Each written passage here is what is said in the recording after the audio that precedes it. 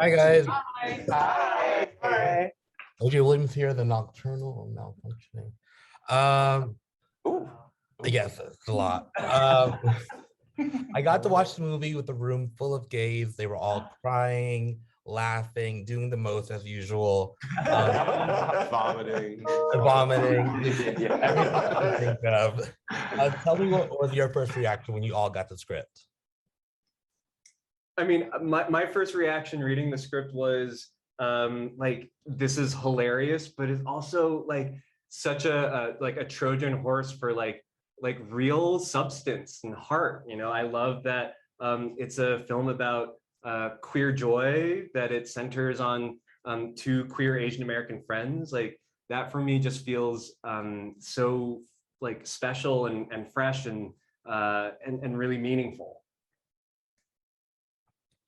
I think that was everyone's reaction as well. Yes. Period. When you read the script, you expect it to be as funny as Joel Kim is, but I was so excited that it's also as intuitive and thoughtful as he is. And so I was really excited for him that people were going to be able to see that extra side of his personality and his abilities. Since Joel's not here, we could talk about him. And rest in peace. Oh my God. Joel originally, as you guys, some of you know, because you've known for a long time, started with drama and wanted to be a playwright. So had this gone his typical route of drama and what he started, how do you think the story would have turned out differently? Straight people would be involved. Oh my God. Oh my God. Wait, what do you mean? Like the genre? Or like had this been a dramatic movie instead of the lovable comedy that it is, how do you think the story would have gone? Well, it might have resembled a lot of queer media that we've seen, where it sort of kind of shines the light on the underbelly a little too long. You know, I feel like the beautiful balance that's struck in the film tonally is that it's just packed to the gills with jokes and funny moments and premises, but also, you know, holistically, it's about something that's, you know, sort of really tricky and prickly to hold, which is this idea of like belonging. I feel like Joel obviously took Pride and Prejudice and like made it modern, but I think the layer that he sort of added on top was this idea of like belonging in it, and people's notions about Fire Island have to do with whether or not they feel like they belong there in the first place. So I think that's probably, I think the comedy is necessary. Yeah, well, I was gonna say, like, I feel like a dramatic take would have been like less honest than what you have, because like I think like being out and about in the queer community is like the most fun I ever have. And there are things that are not so fun, right? But like I also, like, my queer friends are the ones who make me laugh. My queer friends are the ones who like make me feel at home. And so I think this is exactly the genre and the medium by which the story needed to be told. I think Joel said something earlier in an interview where he said that a lot of us in the queer community process our own trauma and crisis with humor and through laughter. Yeah. So it feels like a really honest representation of that. This actually was the dramatic version. That's it. You all got to work with Miss Mama Cho. Talk about a comedy legend. What did you guys learn? How was that experience? She was the best.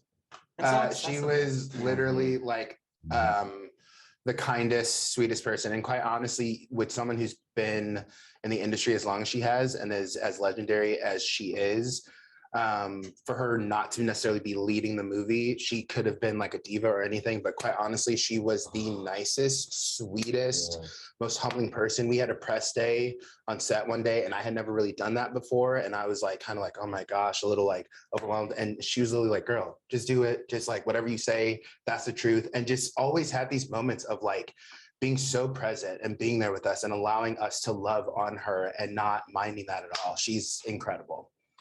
She also, like, I remember the first day I was on set, we were filming the dinner scene, and she sort of leads the table. And we did a couple of takes where she just read what was written, which was these hysterical, raunchy stories. And then something that I didn't know was going to happen is they were like, okay, Margaret, now if you want to do some of the options you have. And she would tell us because she had options. She would tell us like real stories of like living on Fire Island and experiencing it. And and experiencing culture at a time that we appreciate as history, but we don't have as immediate a connection to. And she would tell stories of friends that she'd lost to AIDS, and like watching the way the culture evolved on the island over time. And it was like very emotionally gripping and empowering. And also I think it grounded us. We remembered that we were telling this story and making this movie after decades of sacrifice from people in the community. And only because of that sacrifice could we find ourselves in this position. And I think that because she's so funny and gracious and beautiful and kind, she was the perfect person to be there, reminding us that this was more than just, this was the culmination of years and years and years and years of work and suffering and hardship. Oof, okay. Yeah, I mean, and also joy and like family and community.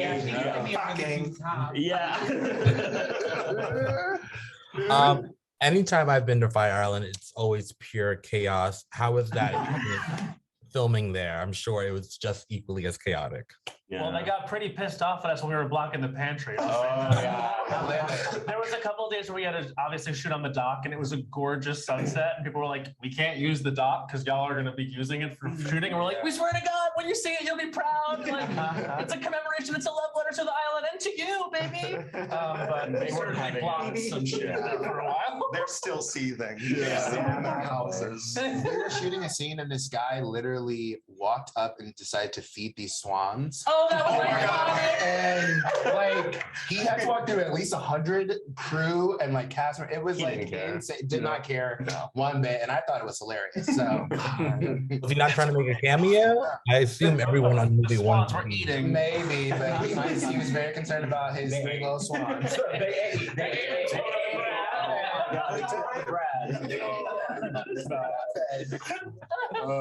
Oh my God. Well, congratulations, everyone. You guys all killed it. I loved it. I can't wait to watch this movie for the 10th time. Congrats. Happy Pride. Happy Pride.